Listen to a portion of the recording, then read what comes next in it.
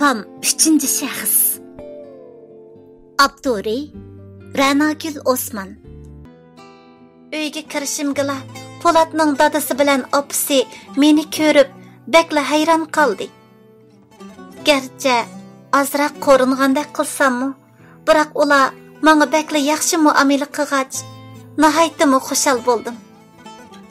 Ular meni ko'rib hayron qilib, uni buni so'rashlaridan ancha ajablanib ketmadim.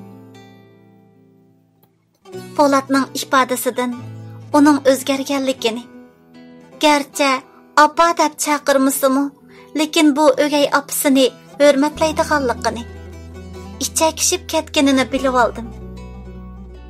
Atisi opisi menga telefon qilib ko'rishishni aytdi. Biz ularning uyga yaqin joydagi bir bog'chada ko'rishdik. Sizni izlashimda boshqa sabab yo'q. Shu tunugun sizni ko'rib, tug'ilgan vaqtingizda anglab siz bilan ko'rishkim keldi. Tuyuqsiz ko'nglim bir ishni tuygandek bo'ldi. Endi qarasam, u menga rostilla o'xshaydi ekan. Sizning ismingiz Gulnaz. Dadangizning ismi Rahman. Apangizning ismi Asiya. Cho'ng apangizning ismi Aynisaxon. Uyingiz Aqsu viloyati. Siz bularni qanday bilasiz? Jiddiylashganimdan uning gapini bo'lib o'tdim. Men sizning opangiz. Sizni oxiri ko'raladim. Uning gapini anglab, ya xush bo'lishimni, ya yig'lashimni bilamadim.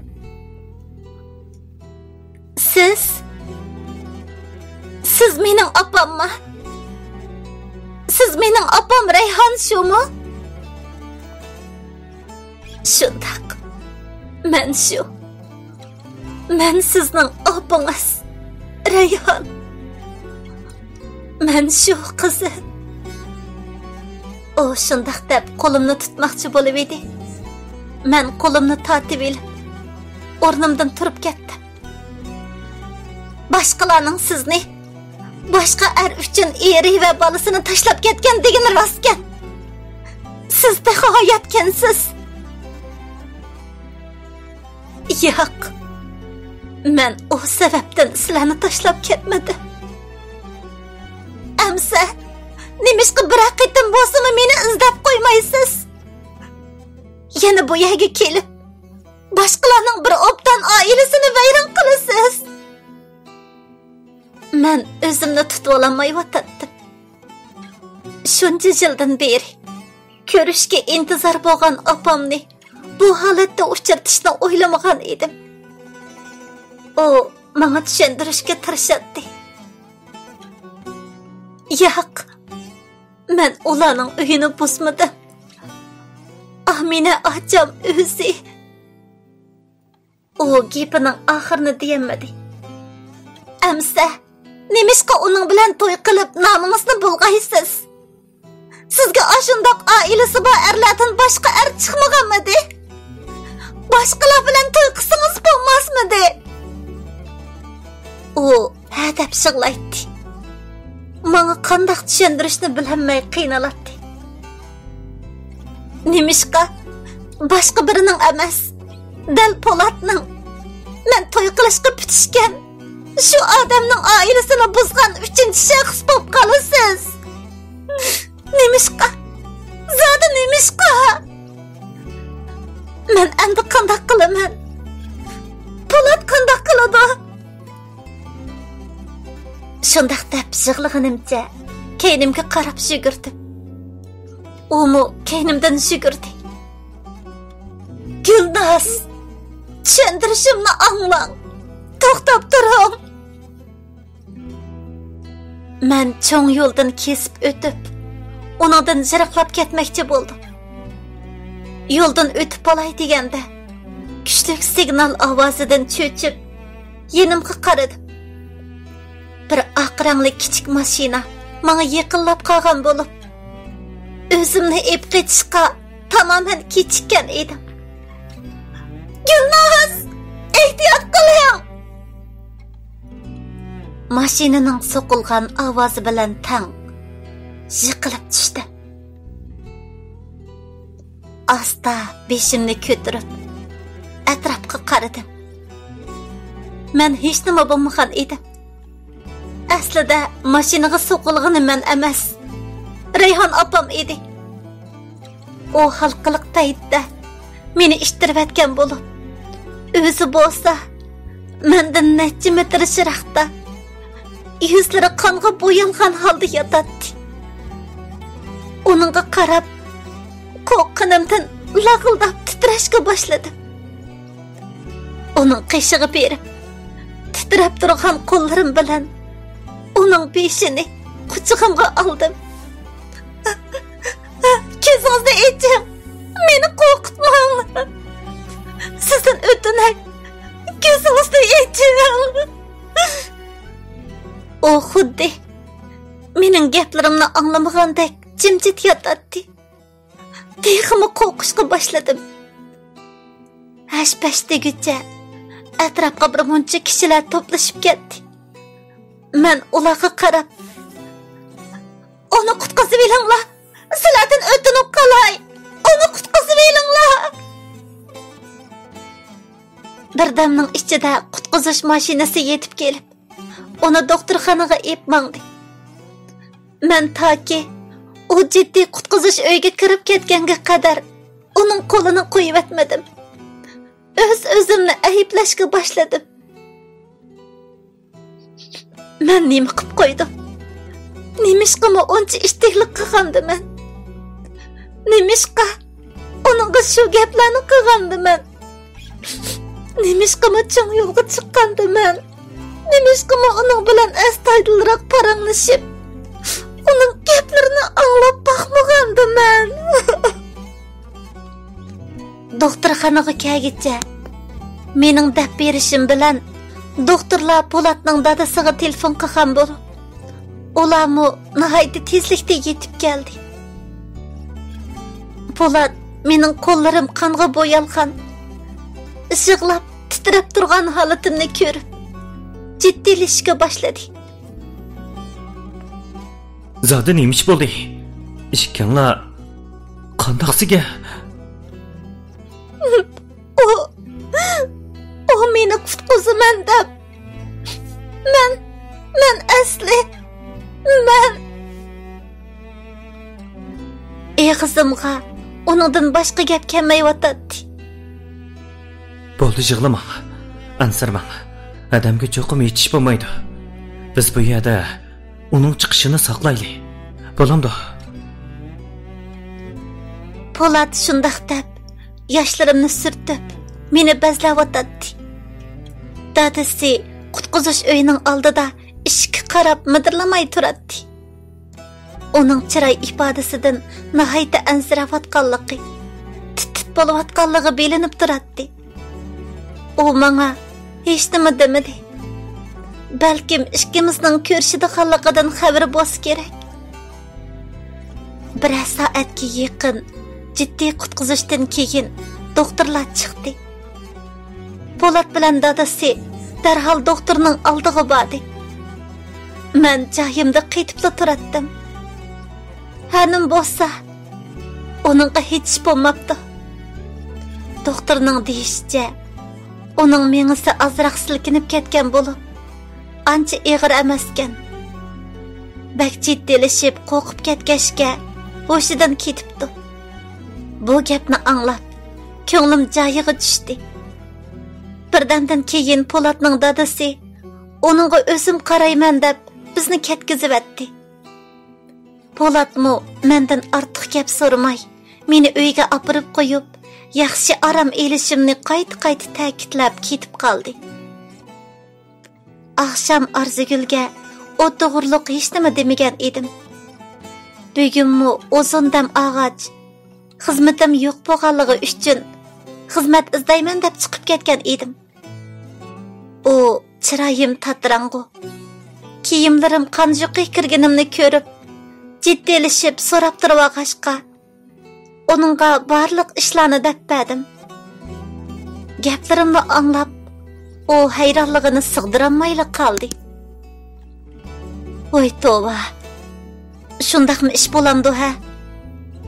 Demak, Polatning 3-shaxs o'gay opasi sening o'z opang degina. Bu jahannam bo'lib ketdi endi. Shundaqmi to'g'ri kelib qolgan bormi? Onun gaplari endi menga kulkilik tuyulmayotdi. Chunki o'zimga kulgim kelyotdi. Onunğa shunchalik o'sh turib, endi bo'lganda onun uchun yig'lab, to'kilib, ansirab bo'lamayotganimga kulgim keladi. Acaba bu ana bolaning rishti tutash degan shumidi? Olmu bugun o'z hayotini o'ylashmay meni qutqizdi-ku. Ko'zimga faqatla uyqu keladigandek emas. Ko'z oldimda uning ashu qonga bo'yalgan simasi. Atsi sahardala doktorxonaga qarab mangdim. Polatga xabar qilmadim. Chunki uning bilan ayrim paranglashqim bor edi. Polat o'gay opasi ikkimizning munosabatini bilsa, qanday o'ylaydiganligini bilmaydim. Yana texi dadasimi bor. O zodi ras bilamdigando yoki oqshom menga shundaq ta'sir berganmidi? Shundaq chegish xayollar bilan yotoqning oldiga keldim. Eshikdan qarasam, tag'am yenida o'ltiribdi. Opam uxlab qopti. Kiraymi, kirmaymi deb turganimda tag'am meni ko'rib qilib sirtqa chiqdi. Kelganmidingiz? O oqshom yaxshi uxlayolmag'achqa nashta qilib bo'libla uxlab qoldi. Men boshqa gap qilolmadim. Menmi siz bilan paranglashayib deb turgan edim. Men boshqa gap qilmayla uning keynidan mangdim. Biz gullikka kelib o'ltirgandan keyin sizning Rayhonning qizi ekanligingizni bilaman. Oldingi kuni siz bizning uyga borganda sizni ko'ribli ko'nglim to'ygan edi. Chunki siz uning yosh vaqtiga bakli o'xshapli qilmay, yana ismingizmi uning qizininki bilan o'xshashgan. Sizlar ketgandan keyin uningdan so'rasam, umi o'zining shundoq o'ylaganligini degan edi. Uningmi ko'ngli to'yibdi ekan. Shuncha yil bo'ldi. Uning sizni seg'inmagan bir kunimi yo'q. O shundaq deb cho'nqir bir o'xtatib o'tgandan keyin men faqat Polat bilan bo'lgan munosabatingiz tufayli sizning Polatdek uni davomli xato tushunmasligingiz uchun siz bilan paranglashqim keldi. Siz faqat Polatning loyiqli bo'lgan bo'lsangiz, u boshqa edi. Biroq hozir siz uning qizi.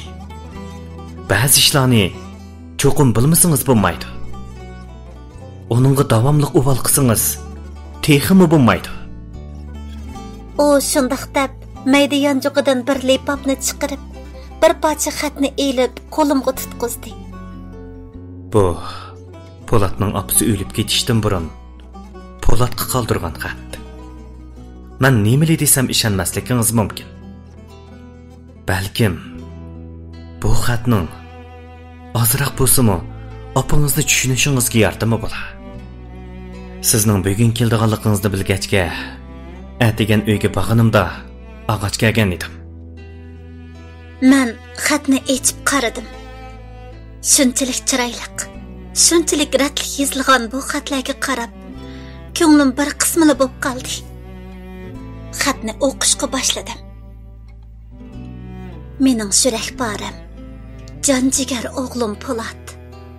Qanday ahvoling? Sening ko'nglingni yana bir qitim ziydi qilib, bu xatni qoldirganimni kechirgin. cho'pchong yigit bo'lib ketgansan haqiqatan.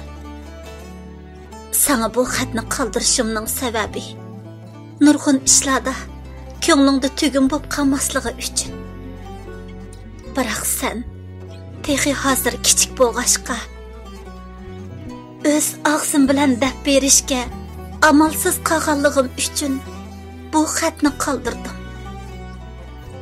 Jinim o'g'lim, seni qanchalik sevdiğinimni bilamsan. Faqat sen uchunla hayotlikni tanlaganimni bilamsan. Biroq qismat menga ig'ir chaqchaq qildi. Sana hamroh bo'lib, cho'ng bo'g'iningni ko'rish fursatini menga bermadi. Hozir doktorxonada kasal karavotida o'ltirib, sana bu xatni yozyapman. Sana deydigan ikki ish bor. Birinchi, yarim yil avval sol ko'ksimdagi bearamlikni, normalsizlikni sezgan edim. Biroq men sal qarab, davolashning yaxshi paytini o'tkazib etibdiman. 3 oy burun tekshirsam, sut bezi rakining oxirgi bosqichi deb diagnoz qo'yildi. Rak hujayralari badallarimga mutarab bo'pti. Men kechikibdiman o'g'lim. Bakli kechikibdiman. Amdi har qancha davolanganim bilanmi faqatla umrimni azroqla uzarta olaydi ekanman. Yana kelib ximiyelik davolash jarayonida odam bakli qiynaldigan bo'lg'ach, men hayotimning oxirgi damlarini doktorxonada o'tkazib etishni xohlamadim. Bu balkim men tortishga tegishli jazodir. Mening faqat sizlar bilan ko'proq birga bo'lishim bor. Shunlashqa necha oy ilgari tasaddubiy tanishib qolgan do'stim Rayhonni uyga akeldim. O bizning idoraning tozalik ishchisi edi. Men uni oila xizmatchisi qilib uyga akeldim. Asli maqsadim bo'lsa, uni mendan keyin sizlarning holinglardan xabar olsa degan edim. Chunki u bakla oq ko'ngil, bakla mehribon. Eng muhimi, uning shuriki farzand ishqida kuyiyotidi. Shunlashqa, u cho'qim sana yaxshi opa bo'la oladi deb o'yladim. Biroq bu xiyolimni u bilmaydi.